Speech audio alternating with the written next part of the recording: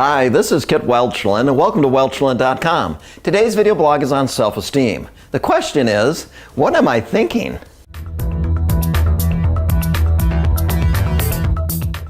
My job has so many facets. I feel like I do mental gymnastics all day long. Sometimes I'm trying to learn something new, next I'm trying to solve problems, and sometimes I'm trying to dream up new ideas. I'm not sure if I'm cut out for this. My self-concept, my career, I don't know what to think. Your self-concept and self-esteem have a significant impact on your cognitive learning and thinking style. Your self-concept and self-esteem have an impact on the way you receive and process information.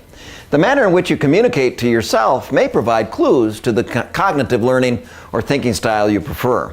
Visual or spatial, do you prefer using pictures, images, and spatial understanding? Oral or auditory, do you prefer using sound and music? Verbal or linguistic, do you prefer using words both in speech and writing? Physical or kinesthetic, do you prefer your body, hands, and sense of touch?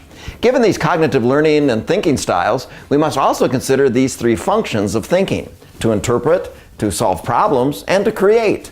When you think in order to interpret, you are communicating with yourself in order to classify or group information through your perceptions. What you pay attention to or believe is important because that information is what you use for interpretation and drawing conclusions.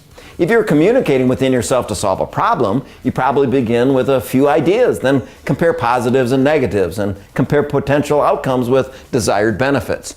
Then you make plans you believe will work. Thinking creatively often includes brainstorming, abandoning critical thinking for a while, letting the mind wander and wonder about the possibilities, and experiencing and enjoying the free-flowing of ideas without restriction. Being willing to shift and drift appropriately from one style to another is a valuable communication skill. What do you think? So, this is what I think. I need to believe I can, then think of a plan, and then use my creativity to expand my perspective and options. I've got this. Thank you for watching this video blog on self-esteem. And the question was, what am I thinking? Rarely have we taken the time to really consider the relationship between self-concept, self-esteem, and interpretation. As they say, what we think, we are. What do you think? If your organization would like to maximize cognitive learning and thinking styles of your staff, contact me at kit@welchlin.com and I will provide a presentation that will unleash that potential.